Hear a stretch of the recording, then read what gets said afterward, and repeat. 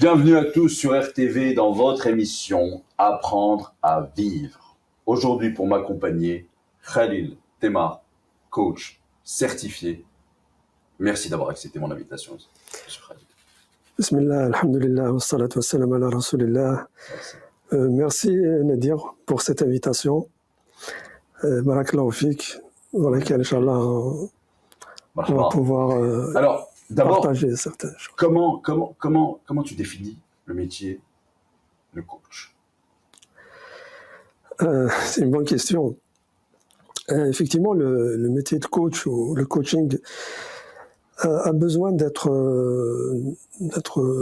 défini et de rappeler la définition du coaching, tellement ce terme est utilisé, je dirais, un peu à tort et à travers.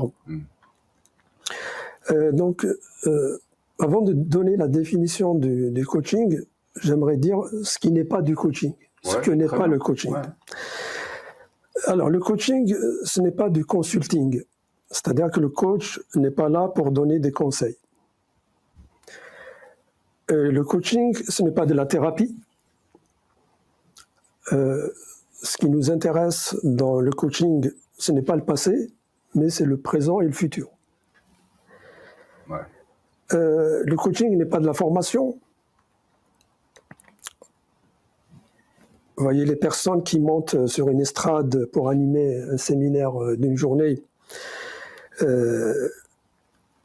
qui utilisent des effets de lumière et de la musique qui font danser les participants et promettre des solutions magiques, ce n'est pas du coaching. Le coaching, c'est pas du spectacle. C'est pas du spectacle, exactement. On peut utiliser la définition de la Fédération française du coaching, qui dit que le coaching est un processus d'accompagnement qui favorise la prise de conscience, qui favorise la prise de conscience par une personne ou pour un groupe. Ouais. Parce qu'on peut faire du coaching aussi quand on fait du coaching quand on travaille en entreprise. Donc, il favorise la prise de conscience par une personne ou pour un groupe de ses modes de fonctionnement. Coaching te fait prendre déjà conscience de ton mode de fonctionnement, avec l'objectif de dépasser la situation dans laquelle se trouve la personne. D'accord, donc ça veut dire qu'il faut, si j'ai bien compris, d'abord définir un objectif et voir quelle est la situation dans laquelle tu te trouves et ton procédé pour atteindre l'objectif, et voir que finalement, si tu as besoin d'un coach, c'est que tu n'es pas forcément dans la bonne dynamique, le bon process pour atteindre cet objectif, et revoir avec toi comment, justement, qu'est-ce qu'il faut réajuster, qu'est-ce qu'il faut changer comme méthode pour atteindre. Donc, est-ce que c'est une stratégie? C'est un processus. Coaching est un processus qui se déroule sur plusieurs séances et qui se fait essentiellement par des questions. Ouais. On peut dire que le coaching, c'est l'art de poser les bonnes questions, les questions pertinentes. Avant tout, on commence par la clarification de la situation, parce que le coaché lui-même peut ne pas trop savoir la situation dans laquelle il se trouve. Ouais, il se peut qu'il a déjà du mal à mettre les mots sur la situation dans laquelle il se trouve. Ouais. Donc, nous, en tant que coach, on va d'abord l'aider à clarifier la situation et à exprimer le problème d'une manière simple, en une phrase par exemple.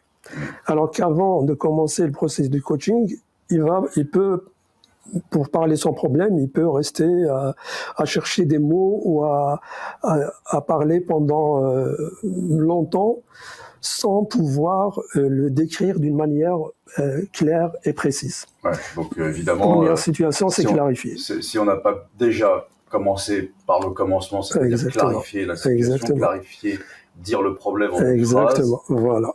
C'est très difficile de trouver une méthode, un processus pour résoudre, pour atteindre l'objectif. Exactement. Ouais. C'est pour ça que la première étape, c'est la clarification de la situation. Ouais. Et est-ce qu'il y a des gens qui n'ont pas forcément envie de clarifier la situation? Ils restent dans ce un peu ce brouillard, ils s'y confortent même, donc ils sont réticents à la clarification de la situation. Ça existe ça, donc des gens qui sont finalement difficilement coachables. Ben, c'est-à-dire que le coaching est une démarche volontaire. Ouais. C'est une démarche volontaire. Si la personne recherche ou se dirige vers un coach, c'est qu'elle éprouve le désir, le besoin de dépasser la situation dans laquelle elle se trouve et d'atteindre les objectifs qu'elle s'est elle-même fixés. Ouais. Donc nous, on intervient justement pour l'accompagner, pour atteindre l'objectif qu'elle a elle-même défini. Ouais, il y a un contrat tacite, moral entre le coaché bien sûr. et le coach. Tout à fait. Donc, honnêteté, quoi. Voilà. Exactement. J'ai ce problème, voilà, j'ai tout fait par moi-même, j'ai essayé, j'y suis pas parvenu, aidez-moi. Exactement. Ouais. Et c'est dans cette démarche, enfin, dans cet esprit qu'on va co-construire la solution avec le coaché. Mais ça chers amis, c'est dans plusieurs cas de figure. Si on commence pas par la loyauté envers soi-même, l'honnêteté envers soi-même, se dire la vérité à soi, voilà, j'ai ce problème et j'y arrive pas par moi-même. Il faut toujours essayer par soi-même. Hein, c'est pas Khalil, on n'est pas dans un centre commercial où voilà, je veux de la mayonnaise. Hein, on est dans de l'humain, c'est délicat, chacun a son parcours, sa structure psychique, son histoire, ses identités multiples. Il faut essayer par soi-même. Ensuite, ne pas faire barrage à l'idée même de demander de l'aide à un professionnel. Et on le disait tout à l'heure en off, des grands entrepreneurs à l'échelle mondiale, des dirigeants de ce monde, eux-mêmes, font appel à cela et sont coachés. Exactement. C'est pas quelque chose, c'est pas pour quelqu'un qui est forcément faible, pas du tout. C'est pas comme ça qu'il faut le prendre. D'accord. Tout à fait. Malgré que le coaching soit installé en France depuis plusieurs années et que l'offre de coaching est maintenant visible et reconnue parce que justement elle donne des résultats, mais elle n'est pas assez comprise. En France. En France, je parle. Ouais. Et pourquoi pourquoi c'est pour un certain nombre de raisons. Peut-être que la communication autour de ce métier n'atteint pas toutes les couches sociales de la société. Ouais. Au début des années 60, le coaching était réservé déjà à des sportifs, à des grands sportifs, était réservé à des personnalités, on va dire, reconnues et qui appartiennent à une catégorie socio-professionnelle plutôt élevée. Mais maintenant, le coaching est accessible à tous. Ouais. Est accessible à tous. Mais il reste toujours cette mal-connaissance, cette mal-compréhension de ce métier qui fait que beaucoup de personnes ne font pas appel alors qu'ils ont besoin d'un accompagnement de type coaching, mais ne savent pas justement que cet accompagnement peut les aider. Je suis persuadé que beaucoup de gens ont besoin de cela. Et je suis persuadé aussi malheureusement que beaucoup de gens ne le savent pas. Donc il y a un vrai travail à faire pour amener, alors ce qu'on essaie de faire, l'information jusqu'à ces personnes. Quand tu dis, Khalil, que c'est davantage accessible au plus grand nombre, est-ce qu'on peut parler tarifs? C'est combien les tarifs pratiqués généralement dans le coaching? Les tarifs, on va dire, les tarifs pratiqués dans le coaching différencient selon... il y a une différence en fonction de la clientèle visée et des régions. des régions. C'est-à-dire le prix, par exemple, le tarif du coaching en Île-de-France, par exemple, Paris-Île-de-France, n'est pas le même que le tarif en province. D'accord. Ça, d'une part, et d'autre part, l'accompagnement qui est destiné à des managers, à des PDG, à des chefs d'entreprise, ce n'est pas le même type d'accompagnement et donc ce n'est pas le même tarif voilà, que pour un salarié. Voilà. D'accord. Et donc c'est en fonction de la demande en fait qu'on va dire un tarif. En fonction du travail, de l'objectif et de la personne. Donc les tarifs sont libres en fait. Les tarifs sont libres et réglementés en même temps. Hein. Réglementés, il y a une limite inférieure, il y a une limite supérieure. D'accord. Okay. Et cette limite, enfin je pense que limite supérieure, on peut aller très loin. Hein.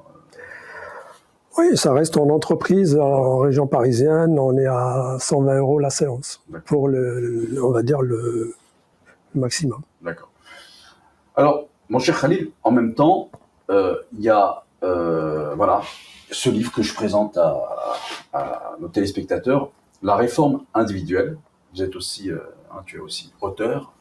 Et donc, dans ce livre, moi, ce qui m'intéressait, c'est, je te demanderai ce que tu en penses, je retrouve un peu je trouve le croyant dans ce livre, et de par son titre, la réforme individuelle, il y a l'esprit du coach aussi qui est là. Comme pour dire, commence par te réformer toi-même, autrement dit, à progresser toi-même, à te remettre en question toi-même, et donc à t'améliorer toi-même. Donc c'est du coaching, ça. Le coaching et la religion musulmane et la foi. Quel parallèle? Comment est venu ce... Alors, le coaching étant une relation entre un coach et un coaché, son processus sera influencé par l'identité des deux personnes, des deux individus. Ouais. Et quand on parle de l'identité, dans l'identité de la personne, la culture fait partie intégrante de l'identité de la personne. La culture est une partie importante de l'identité de la personne, n'est-ce pas? Et la culture d'une personne, notamment pour nous musulmans, la religion est une dimension des plus importantes dans notre culture. C'est pour ça que, comme tu disais, le lien entre la réforme de l'individu et le coaching, on peut appeler d'un Muslim coaching, un Muslim coaching qui s'appuie bien sûr sur les outils et les techniques d'accompagnement, mais avant cela, on s'appuie sur ce qu'on appelle le référent. Le référent ou la référence qui est un ensemble de repères. Et le référent pour le musulman, c'est le référent islamique. C'est le référent islamique qui est présent et qui est aussi très important chez le musulman. Ouais. Et dans le cadre du Muslim coaching, les sujets, si tu veux, sont abordés sous une double perspective. Une perspective islamique et une perspective professionnelle. Eh bien justement, je reviens au titre, mais on peut le voir aussi à l'intérieur, puisque le titre, je trouve que le titre résume bien effectivement ce que l'on trouve. Des fois, il y a des titres qui sont un petit peu traîtres. Là, c'est vraiment un titre qui résume bien. En islam, on a coutume de penser qu'il s'agit de travailler pour la communauté, c'est-à-dire le nous. Et ici, réforme individuelle. Moi, je. Est-ce que comment ça peut se... D'accord. Je vois la question, je comprends. Je comprends. Ouais.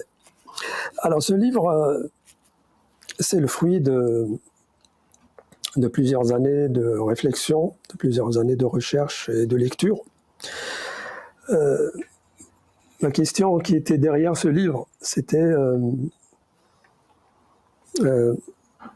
C'était l'observation de l'État de la nation musulmane.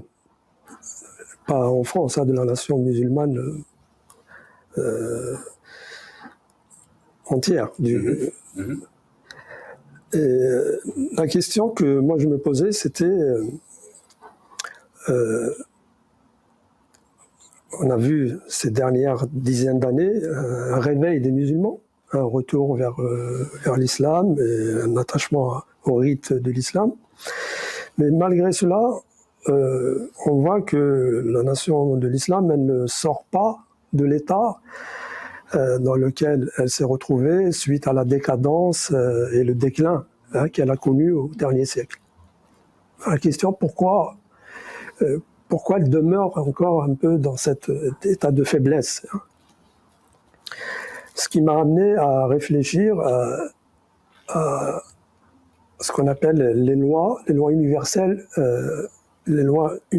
qui font l'essor et le déclin des nations. Dieu a mis dans cette vie, dans ce bas monde, des lois qui régissent certaines choses. Et donc il y a des lois qui vont régir l'essor, l'essor et l'apogée, voilà, et le déclin des communautés. C'est-à-dire qu'il y a des causes qui vont faire l'essor d'une nation, et il y a des causes qui vont faire son déclin. Et en recherchant un peu, justement, quelles sont ces lois, parce que je me suis dit que la raison, elle se trouve forcément dans ces lois-là. Et en recherchant dans ces lois, notamment ce qu'il y a dans le Coran et dans la Sunna par rapport à ces lois-là, j'ai trouvé que le secret était justement la réforme de l'individu. La raison qui peut faire la grandeur et l'essor de la nation de l'islam, elle réside dans la réforme de l'individu musulman. Donc, l'individu lui-même. Exactement. La clé, elle est là. Elle est au niveau de la réforme de l'individu musulman. Mais c'est lui faire porter une lourde charge à cet individu. C'est-à-dire que... c'est lui rappeler sa responsabilité, tout simplement. C'est une charge. La responsabilité. Ah oui, mais voilà. Dieu nous a ordonné de certaines choses, ça fait partie de notre responsabilité. Qu'on doit donc, on n'a pas le choix. Si on veut notre salut, on doit assumer nos responsabilités. Et tu trouves que ça se passe comment aujourd'hui alors? Est-ce que cet appel à une réforme individuelle est-il entendu? Pas assez? Jamais assez. Je dirais voilà, j'ai envie de dire jamais assez. Mais ça reste le fait qu'on fasse cet appel. C'est déjà un grand pas. C'est déjà un grand pas, parce qu'il suffit qu'une personne l'entende. C'est déjà une personne qui, dans la conscience, s'est réveillée. Et que cette personne peut elle-même aussi le transmettre cet appel et impacter. Autour d'elle. Exactement, autour d'elle. Mais moi, je suis d'accord avec ça. Parce que c'est pas, je veux pas dire comment dire, s'intéresser à des choses très lointaines, c'est une chose. Mais si on ne s'intéresse pas d'abord à se réformer soi-même, je trouve qu'on triche. Je trouve qu'on ne prend pas les choses du bon côté. Ça, c'est au mieux. Mais sinon, au pire, je trouve qu'on triche, je trouve qu'on se moque du monde et qu'on n'a pas envie, tout simplement, de prendre ses responsabilités. À un moment donné, quand je veux parler de certains changements, eh bien, on parlait d'honnêteté, de loyauté tout à l'heure, on commence par soi-même. Et j'admets les défauts que j'ai. J'en ai des défauts, je suis un humain créé faible. Mais ça ne veut pas dire que je dois rester à mon état de faiblesse. Je resterai faible jusqu'à la fin de ma vie. Mais il y a des choses que je peux et donc que je dois améliorer. Et c'est beaucoup trop facile d'aller critiquer mon voisin, parce que c'est comme si je me dispensais justement de cette responsabilité de propre m'améliorer moi-même. Alors que si je m'améliore moi-même, peut-être que je vais mieux impacter mon voisin.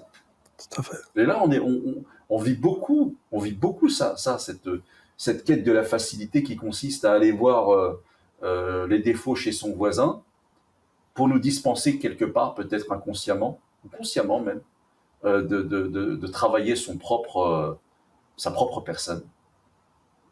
Tout à fait. Bah, le coaching, c'est pareil, hein, quelque part. Sauf que le coaching, je dirais, la différence, c'est, tu l'as dit tout à l'heure, le coach, c'est une initiative personnelle. C'est-à-dire qu'on vient voir un coach. Dans ce deuxième cas, c'est une responsabilité qui nous incombe. On doit le faire. Justement, à partir, comme je le disais tout à l'heure, ce livre a pour finalité de réveiller un peu les consciences et de prendre la décision de prendre en charge sa propre réforme. Parce qu'on n'est responsable que de nous-mêmes. On n'est pas responsable des autres. Donc Dieu va nous juger par rapport à nous sur nous-mêmes. Est-ce qu'on a fait le travail sur nous-mêmes? Il ne va pas nous demander... on n'a pas des comptes à rendre sur les autres. Par contre, on a des comptes à rendre sur nous-mêmes. Donc à partir de cette prise de conscience que je dois me prendre en main, je dois mettre en place ma propre réforme, qui est un processus continu. Hein. C'est dans ce processus continu de réforme individuelle qu'on peut appeler au coaching. Parce que le coaching est un moyen, est un outil qui va nous tirer vers le haut, qui va nous permettre de dépasser des situations difficiles et d'atteindre des objectifs. Donc là, ça c'est une prise de conscience, hein, c'est un engagement vers la réforme, vers la meilleure version de moi-même. Et dans cette démarche, plusieurs moyens sont à ma portée, que je peux utiliser, dans lesquels le coaching est l'une des plus grandes solutions qui peuvent m'aider à avancer. Ainsi, on peut dire que le coaching est dans l'islam? On peut dire ça? C'est-à-dire que dans l'islam, on doit utiliser tous les moyens qui sont à notre portée. Ça m'amène à parler de la notion du tawakkul. Le tawakkul, en arabe, le tawakkul, c'est s'en remettre à Dieu. Le tawakkul en islam, c'est s'en remettre à Dieu après avoir mis en place tout ce qu'on appelle les causes secondes, les sabab. D'accord? Ouais. Après avoir utilisé tous les sabab, tous les causes secondes, tous les moyens qui sont à ma portée, je m'en remets à Dieu. Et dans ces causes, dans ces moyens, il y a justement le coaching. Ouais. Le coaching qui est un moyen qui donne des résultats. Il ne contredit en rien les valeurs de la religion musulmane. Non, du tout. Ouais. Du tout.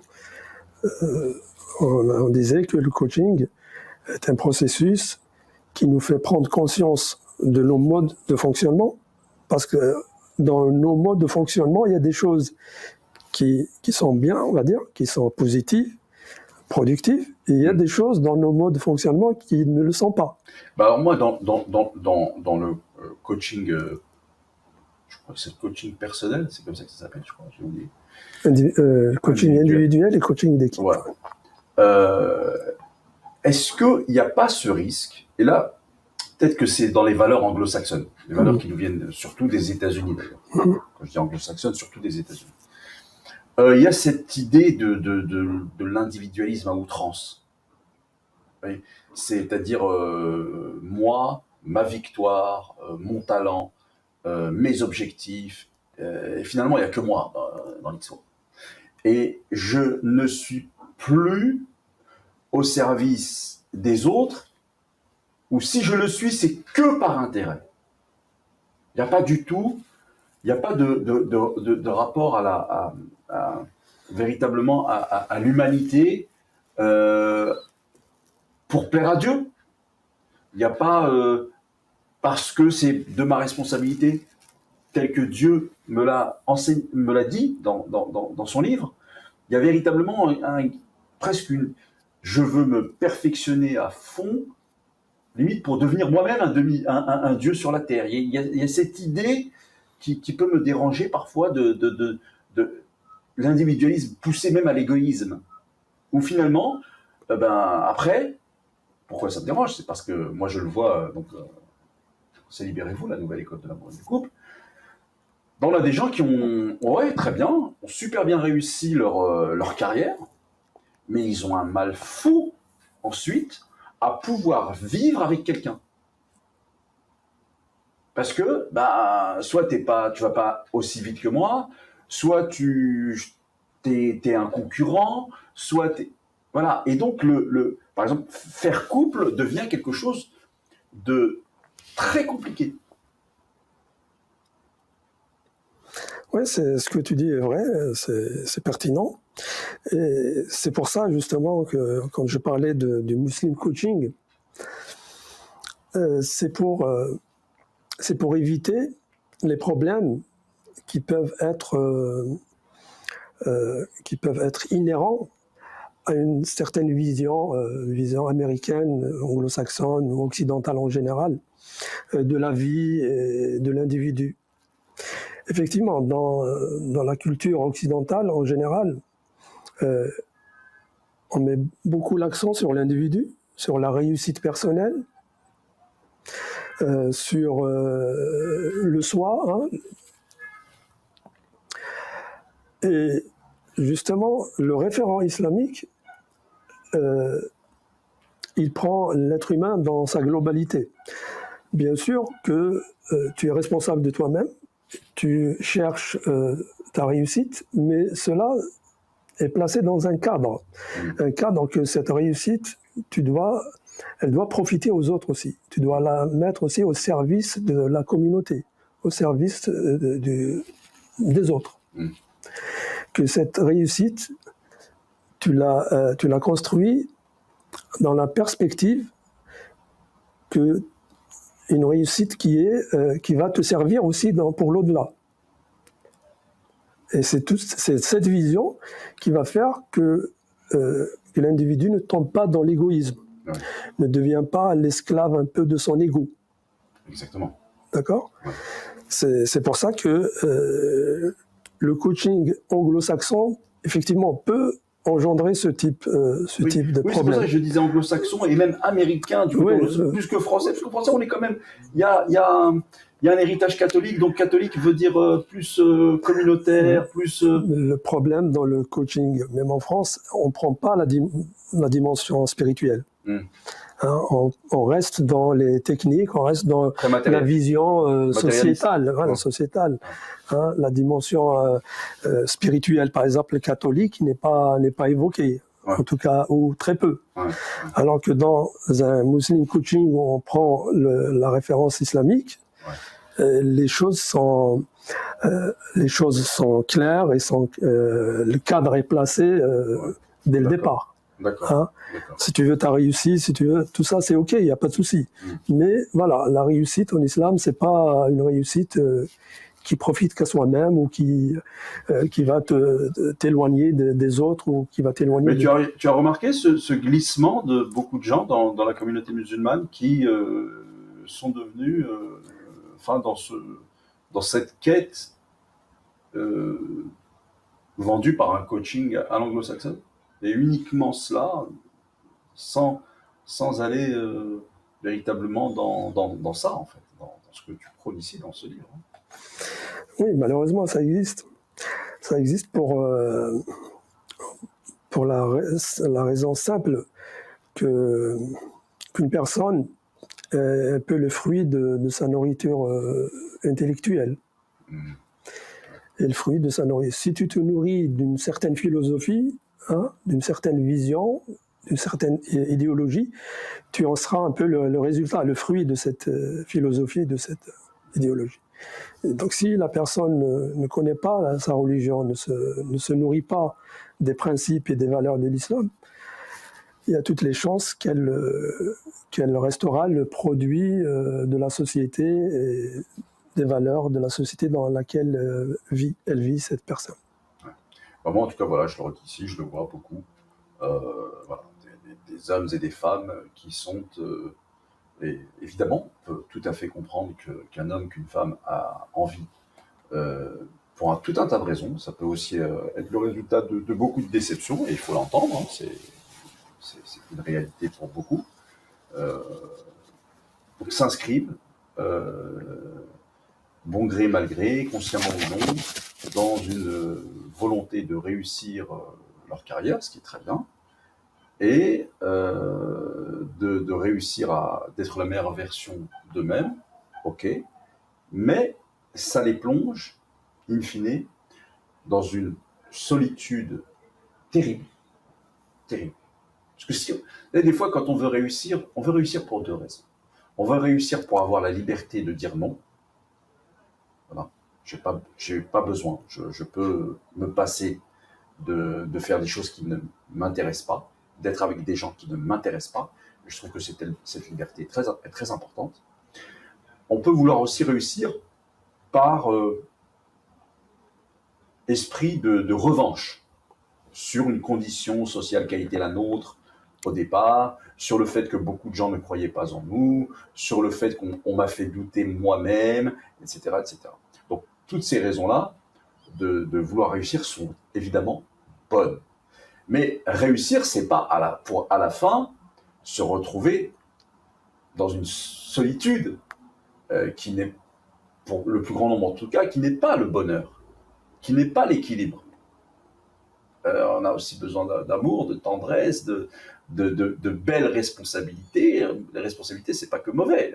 Enfin, il y a de belles responsabilités. Et puis, si on est croyant, il y a de toute façon des responsabilités. Donc, c'est pour ça que ce livre pose les questions justement de toujours ce lien à ne pas rompre. Moi, c'est ce que je reproche parfois sur coaching anglo-saxon, c'est qu'il rompt le lien avec les autres. Voilà. J'ai réservé un chapitre entier à la notion de la réussite et du succès dans ce livre. Et ce que tu dis, justement,